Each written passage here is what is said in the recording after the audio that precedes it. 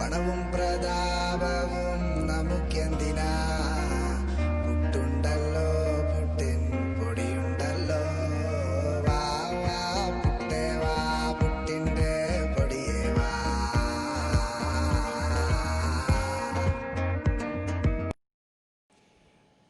ഇന്ന് നമ്മൾ ഉണ്ടാക്കാൻ പോകുന്നത് നല്ല ഉഗ്രൻ ചെമ്മീൻ പുട്ടാണ്.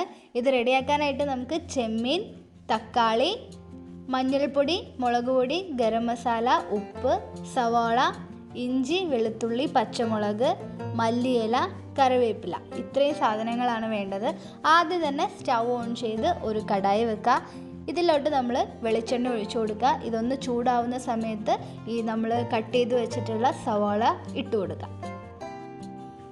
ഇതിൻ്റെ കൂടെ തന്നെ ഇഞ്ചി, വെളുത്തുള്ളി, പച്ചമുളകും കൂടി ചേർത്ത് കൊടുക്കുന്നുണ്ട്. നമ്മളിതെല്ലാം ഒന്ന് വഴറ്റിയതിന് ശേഷം അരച്ചെടുക്കാനാണ് പോകുന്നത്. അതുകൊണ്ടാണ് സവാളയൊക്കെ ഇങ്ങനെ വലുതായി കട്ട് ചെയ്തത്. അടുത്തത് കുറച്ച് കറിവേപ്പിലയും കട്ട് ചെയ്ത് വെച്ചിട്ടുള്ള തക്കാളിയും ചേർത്ത് കൊടുക്കുകയാണ്.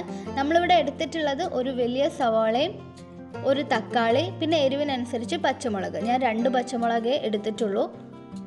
അപ്പോൾ ഇതൊന്ന് ചെറുതായിട്ടൊന്ന് വഴറ്റുക. ഇനി പൊടികൾ ചേർത്ത് കൊടുക്കാം.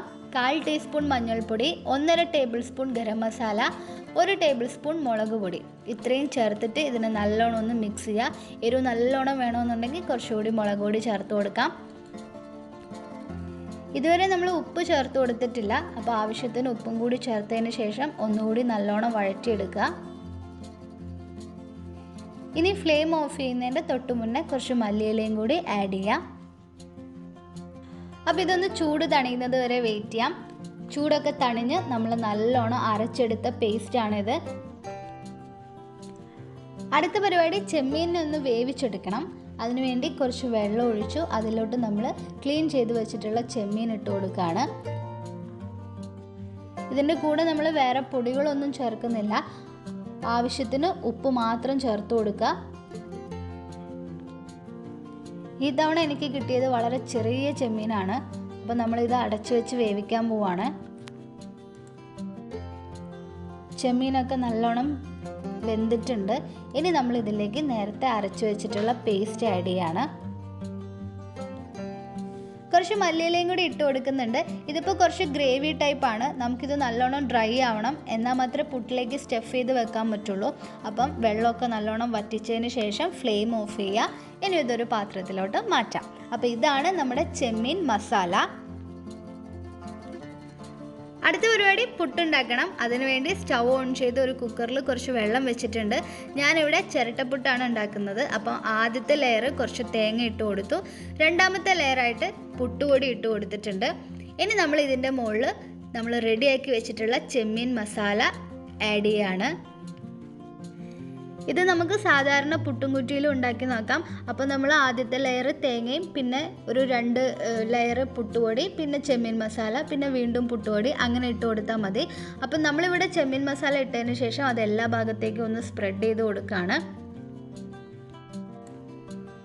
ഇനി ഇതിലോട്ട് വീണ്ടും പുട്ടുപൊടി ചേർത്ത് കൊടുക്കാം.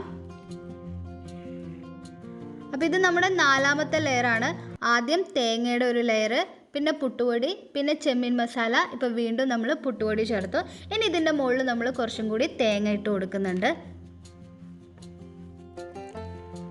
അപ്പോൾ നമുക്കിത് കുക്കറിൻ്റെ മുകളിലേക്ക് വെക്കാം.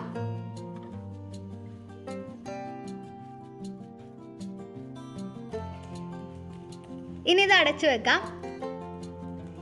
അപ്പോൾ നല്ലോണം ആവി വരട്ടെ, എന്നിട്ട് നമുക്ക് നോക്കാം.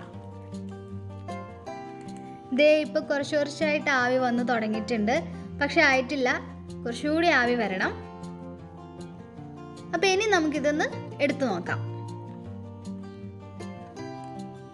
അപ്പോൾ തുറന്നു. ഈശ്വരാ, പൊട്ടാതെ വീഴണേ. യെസ്, എനിക്കത് പൊട്ടിപ്പോകുമെന്ന് ചെറിയൊരു പേടി ഉണ്ടായിരുന്നു. അപ്പോൾ അമ്മയാണ് അത് ചെയ്തു തന്നത്. അപ്പോൾ ഇതാണ് നമ്മുടെ ചെമ്മീൻ പുട്ട്. വളരെ ഈസി ആയിട്ട് വീട്ടിൽ നിന്ന് ഉണ്ടാക്കാൻ പറ്റുന്നതേ ഉള്ളൂ ചെമ്മീൻ പുട്ട്. അപ്പോൾ ഇനി എല്ലാവരും ചെമ്മീൻ കിട്ടുമ്പോൾ ഇതൊന്ന് ട്രൈ ചെയ്ത് നോക്കുക. അപ്പോൾ നിങ്ങൾക്ക് എല്ലാവർക്കും ഈ ഒരു വീഡിയോ ഇഷ്ടപ്പെട്ടിട്ടുണ്ടെങ്കിൽ ലൈക്ക് ചെയ്യാനും ഷെയർ ചെയ്യാനും മറക്കരുത്. അതേപോലെ നമ്മുടെ ചാനൽ ആരെങ്കിലും പുതുതായിട്ട് കാണുന്നുണ്ടെങ്കിൽ സബ്സ്ക്രൈബ് ചെയ്യാനും മറക്കരുത്. തൊട്ടടുത്തുള്ള ആ ബെല്ലൈക്കണും കൂടി ഒന്ന് ക്ലിക്ക് ചെയ്ത് കൊടുക്കുക. അപ്പോൾ ടാറ്റാ.